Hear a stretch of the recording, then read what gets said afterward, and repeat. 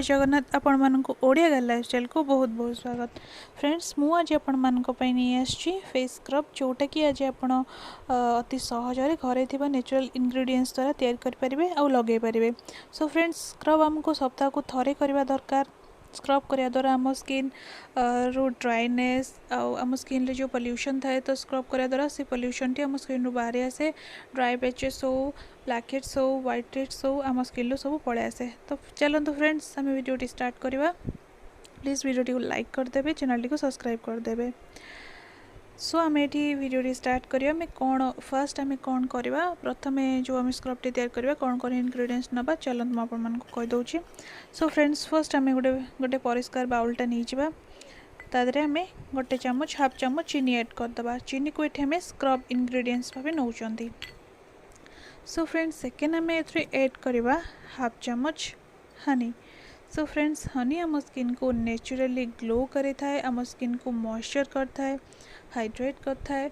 आउ चीनी आउ हनी रो मिश्रण आम स्किन पे बहुत ही लाभदायक होता है। सो फ्रेंड्स यही दुईटी इंग्रेडिएंट्स को आम मिक्स करदबा। मिक्स कर सारा पर आपण स्किन को निश्चय सफा करेंगे, परिष्कार करेंगे। फेस वाश हो कि चादर हो ताको परिष्कार करेंगे। सफा स्किन ले लगे बहुत ही उपकारी होता है। स्क्रब टी काम दे थाए। सो आपण को फेस को सफा कर सारा पर आपण स्किन रे भल भाव लगाई देबे। लगाई गोटे मिनिट जाए मसाज करेंगे। सो फ्रेंड्स जेंटली मसाज करेंगे, बेसी हार्ड करेंगे कारण आम स्किन बहुत ही सॉफ्ट होता है आम स्किन टा। सो धीरे धीरे आपण स्क्रब टी को करेंगे। ये स्क्रब टी कलापर आपण मन को बहुत ही बढ़िया रिजल्ट आसो। आपण मैंने निश्चय देखिए फील करेंगे। आ गोटे हनी आउ चीनी रो मिश्रण आपण लिप्स रे भी लगे पारे जोटा कि आप ड्राई लिप्स को पिंक लिप्स किंबा ड्राई लिप्स आउ आपणकर ब्लैक लिप्स रो आपण को से प्रॉब्लम रो आपण को छुटकारा दे था। आपण ब्लैक लिप्स आउ पाइबेनी, आपणकर लिप्स बहुत ही ब्राइट हो। सो आम सेकेंड देखा। सेकेंड आम कौन करवा यहाँ फास्ट उपाय। सेकेंड आम आउटे उपाय भी स्क्रब कर। सो फ्रेंड्स आम नवा हाफ चामच बेसन नवा। बेसन आम स्किन को ब्राइट करे, आम स्किन को लाइटनिंग करे, आम स्किन को स्मूथ करे। तापर आम ये स्क्रब इंग्रेडिएंट्स भाव आम ये राइस फ्लोर नवा। सो फ्रेंड्स राइस फ्लोर भी आम स्किन पाई बहुत ही उपकारी जिनसटा अटे। आम स्किन को व्हाइटनिंग रे हेल्प करे। आउ बेसन और राइस फ्लोर मिश्रण रे मुझे ऐड कर एलोवेरा जेल जोटा कि आम स्किन को मॉइस्चर करिवो, ड्राई करबनी। सो ये तीनोटा इंग्रेडिएंट्स को मुझे भल भाव मिक्स करी। एटा को भल गाढ़ा करने आपड़ ए रोज वाटर किंबा आपन वाटर ए मिक्स करें। आपनकर जोटा इच्छा आपन से मिक्स करें। सो फ्रेंड्स जोटा भी आपन स्क्रब यूज करूँ मेक श्योर हूँ कि आपन फेस को भल से क्लीन कर जाए आमको भल रिजल्ट आम पाइबा, भल रिजल्ट आमको आसब। सो ये पेस्ट आमर तैयारी हो जाइए। तो आम को स्किन रे हल्का हल्का मसाज करवा, स्क्रब करवा।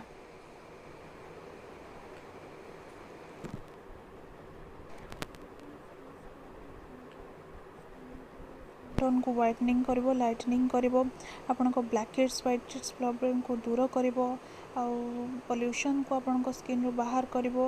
आपन निश्चय थरे हफ्ता रे गोटे दिन निश्चय ट्राई करिवे स्क्रब। आपन जदी होममेड स्क्रब भी जदी न यूज कर बाहर भी आनिक यूज करेंगे। बट होममेड जोटा आम नेचुरल इंग्रेडिएंट्स द्वारा करेटा से आम स्किन पे बहुत ही भल होता है। तो आप स्किन उपरे को जेंटली मसाज करेंगे, बेसी रगड़े। देन आप नॉर्मल वाटर को वॉश करेंगे आपण फेस टी को। तापर निजे आपण एक यूज कलापर किसी दिन यार रिजल्ट आप निजे पाइबे। स्क्रब भी हो आम स्किन लाइटनिंग ब्राइटनिंग व्हाइट भी हो। बेसन बहुत ही बढ़िया काम करे आम स्किन को ब्राइट और व्हाइट करने। सो आपन को चाहिए फेस रे नेक रे जोटी भी आपनकर अनइवन स्किन थी आपटा को यूज करें। सो फ्रेंड्स आम सेकेंड इंग्रेडिएंट्स को जीवा। यहाँ आमर थर्ड उपाय। आम थर्ड उपाय आम स्क्रब करवा।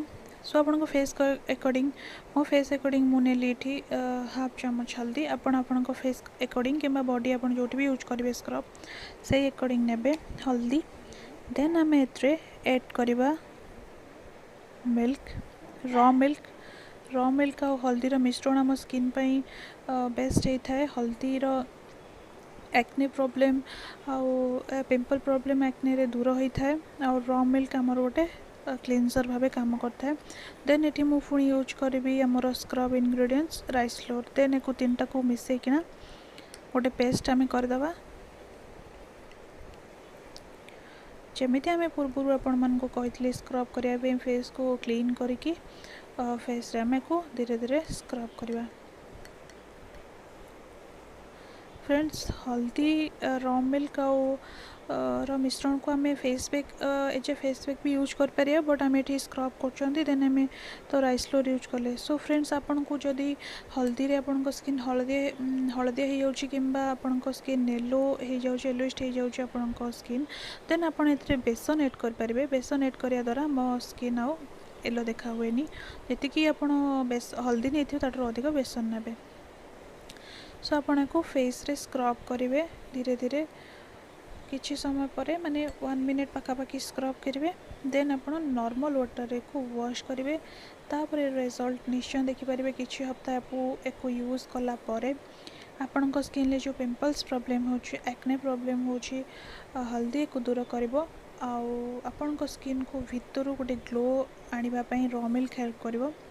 आपणकर black heads white heads problem को आम जो राइस फ्लोर यूज कर सॉल्व करदेव बट आपन को यहाँ हफ्तारे गोटे कि 2 थर यूज करा पड़ो देन आप best result Piper.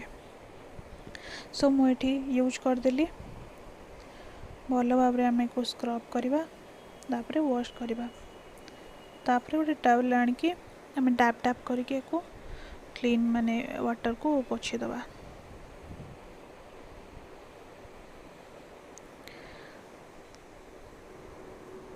So friends देखिपे मु हैंड वॉश कर सारे किसी भी हलदिया देखाऊनी मो हाथ मु हल्दी यूज करी।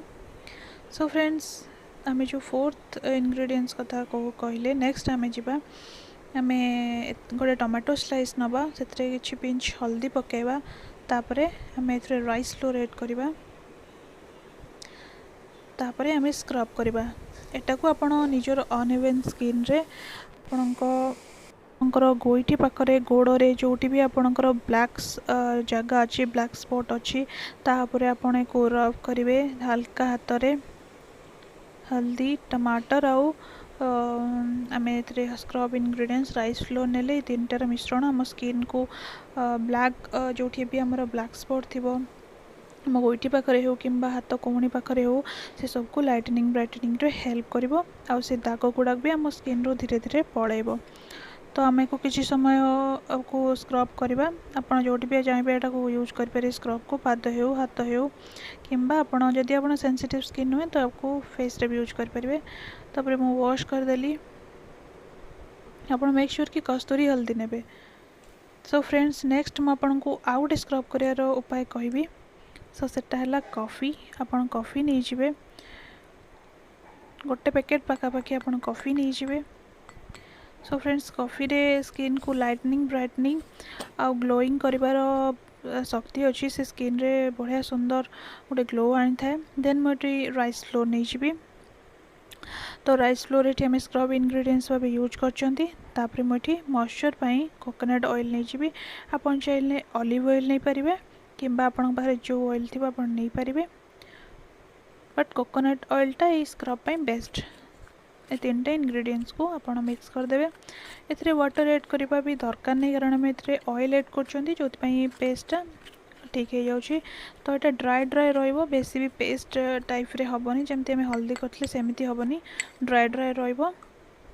तो पेस्ट आमर तैयारी आम को फेस रे यूज करवा कि आपण को बॉडी रे भी यूज कर पारंती बॉडी स्क्रब भी आपन कर पारंती बहुत ही बढ़िया हम बहुत ही लाभदायक हम। तो हल्का हाथ रे आप यूज करेंगे कॉफ़ी आम स्किन को ब्राइटनिंग करिवो राइस फ्लोर आमको स्क्रब करिकी आम स्किन रो ब्लैक हेड्स व्हाइट हेड्स को दूर करिवो। सो फ्रेंड्स ऑयल आम स्किन को मॉइस्चर भी प्रोवाइड करिवो और ड्राई करिया को दबनी। तो मुझे को भल भाव रे लगेदेली। सो फ्रेंड्स यहाँ तो थिला मो स्क्रब करिवार उपाय आपण जानिले। सो आपन ये 4-5 उपाय भितर कोडी भी आपन यूज। सो फ्रेंड्स यही सब उपाय द्वारा आम घरे स्क्रब कर या मध्य आपन जेकोसी भी गोटे उपाय आपन स्क्रब करेंगे। सो फ्रेंड्स वीडियोटी एति था।